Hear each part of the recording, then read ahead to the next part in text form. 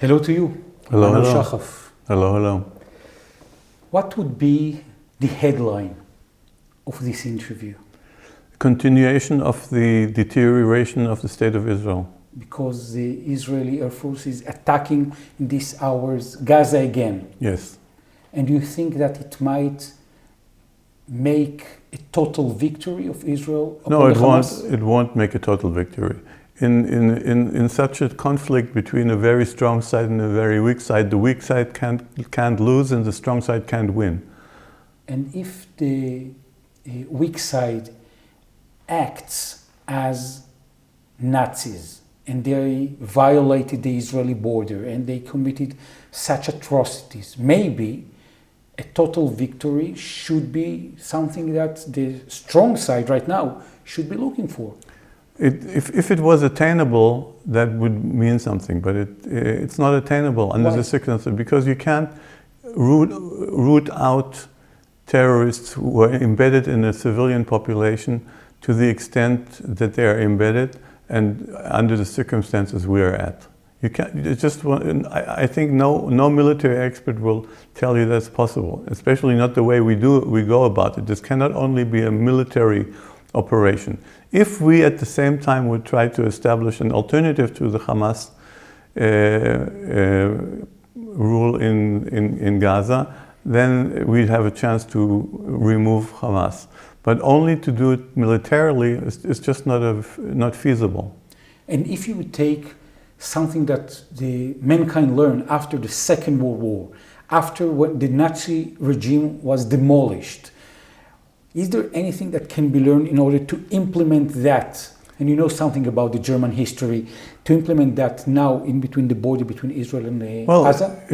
One thing would be to establish an alternate government on the ground. Okay, this could be an Israeli military administration, which is not something I recommend, but it's a possibility, or some kind of administration of Arab countries working together with Israel or without Israel.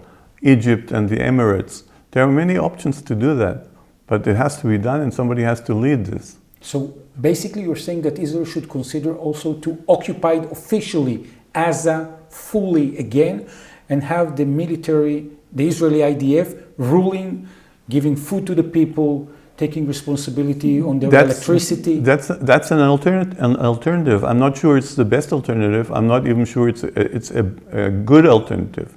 But it's an alternative, and if save anything else, it's better than the present situation. What do you think about the Israelis, dozens that are still kidnapped and hostages in the Hamas regime in Gaza, now that Israel has stopped the ceasefire? They basically have been written off by their country. They are left to die, unfortunately. Left to die? Absolutely. And how would you say that Israel's prime minister, the government, the top Israeli decision makers in the Mossad, the Shabak, the IDF, how would they take such a decision? It's written off as collateral damage, basically. This is the attitude. If you were part of a family, you would say that your relative wouldn't come back? That would be your belief? This is what it looks like. And we're going to see how the families will react. They're reacting very strongly. And what about the support of the Trump administration regarding the renewal of the war? I think the Trump administration doesn't really care very much what happens here. They're giving us all the rope we need to hang ourselves to this to that extent. They really don't care. They care maybe about their own hostages and try to get them out, and even those they don't care too much because America doesn't have a history of getting hostages released. They don't make deals with terrorists. So the tough attitude they have has been established in history. So if you would have 1 minute now with the official representative of Trump throughout this negotiation, Mr. Witkoff, what would you tell him?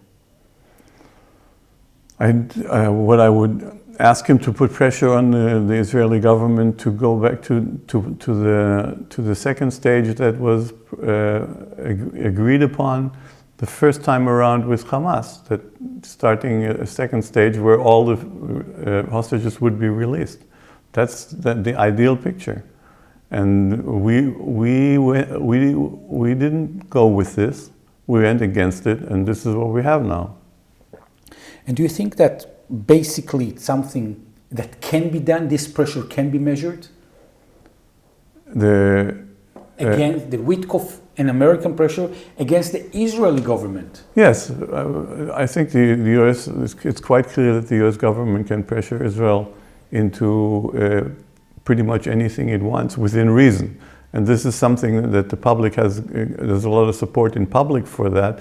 So actually that would be relatively easy for the United States to put pressure on Israel. What about the pressure that the Israeli government is putting towards the head of the Israeli Shabak, Bar and Gali Barav Miara, in order trying to kick them off their positions? Well, this is a continuation of the effort to change the Israeli government from a liberal democracy into some autocratic regime, and is clearly illegitimate, trying to find some legalistic support for those steps, but not actually managing to do it.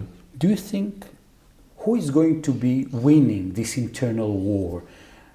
In the end, the executive will probably win, meaning the government will probably win, because unless, of course, the public turns out in droves in the streets. If the public doesn't join the fight and supports those public officials which are under threat of being kicked out, then pretty much all is lost to that extent. All is lost? Yes. And when you're seeing this lost picture, how would you visualize it with words? What do you think is going to be happening? The government will continue to nominate people who will support the government no matter what. They will not. There won't be criticism of government policies, and it will continue a deterioration into a dictatorship. And do you think that the Israeli people will embrace that, will support that? Unless we pick up the fight pretty much these very days to prevent those two public officials from being released from office. This may actually happen. Prevent how exactly? Going into the streets, staying in the streets until the government resigns. And what about the members of the Israeli Knesset? Do you think they might stop this kind of conflict? They won't do anything unless the public is in the streets. They won't do anything on their own. Why? Because they're enjoying the benefits from the government. The Knesset has become part of the executive. It's not part of the legislature anymore. There's no oversight from the Knesset over the government. A majority of the Knesset are members of the coalition, so they have nothing to gain from criticizing the government. And the budget of the new year of the Israeli will be passed. The budget will be passed before the end. It will be passed before the end of the year, before the end of the month, before the end of March, and Ben-Gvir will rejoin the government.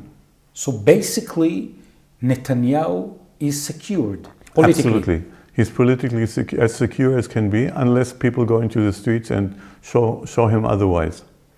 You know, Emmanuel, towards the end of every interview, you are putting a light on one good news that you are visualizing. What would be this point? Well, two things. There's more and more interest in the federation as an alternative to the political solution to the conflict from the Arab side of the society. I've been invited to several occasions to speak to them. That's a positive development. Yes. And we're about to finish the book Shared Sovereignty, which is a book about the federation. With Taysir Abu Saada. With Taysir Abu Saada, my Palestinian friend. And that's, for me at least, it's hopeful, and I hope also for other people. People that want to be part of the community of the Federation of you, Emmanuel Shachaf, your books, your lectures, how they can reach out to you? On Facebook, Emmanuel Shachaf, or Identity, The Quest for Israel's Future, or the Federation Movement, or on TikTok, Federal Man. Federal Man on TikTok. Emmanuel Shachaf, I want to thank you very much. Thank you.